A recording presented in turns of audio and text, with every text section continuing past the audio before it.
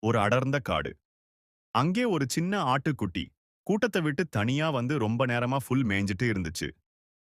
திடீர்னு பசியோட இருந்த ஒரு ஓநாய் அந்த ஆட்டுக்குட்டிய பாத்துருச்சு. இன்னைக்கு நமக்கு நல்ல வேட்டைன்னு நினைச்சுக்கிட்டே அது பக்கத்துல மெதுவா வந்துச்சு. ஓநாய பார்த்ததும் ஆட்டுக்குட்டிக்கு முதல்ல ரொம்ப பயமா இருந்துச்சு. ஆனா பயந்து கத்துனா ஓநாய் உடனே சாப்பிடும்னு அதுக்கு தெரியும். அதனால ஒரு புத்திசாலித்தனமான தந்திரம் பண்ணுச்சு. ஆடு சொல்லுச்சு, "ஓநாய் அண்ணாரே, நீங்க என்ன சாப்பிடுறதுல எனக்கு வருத்தம் இல்லை. ஆனா எனக்கு ஒரு கடைசி ஆசை.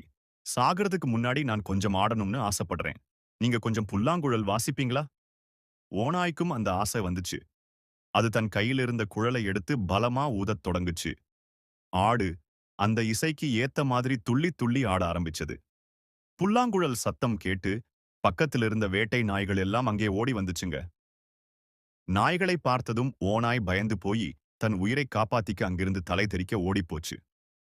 மாறல் பார்த்தீங்களா? ஆபத்தான நேரத்திலையும் ஆட்டுக்குட்டி பதறாம யோசிச்சதால தான் தன் உயிரை காப்பாத்திக்கிச்சு. நிதானமான சிந்தனை எந்த ஆபத்தையும் வெல்லும்.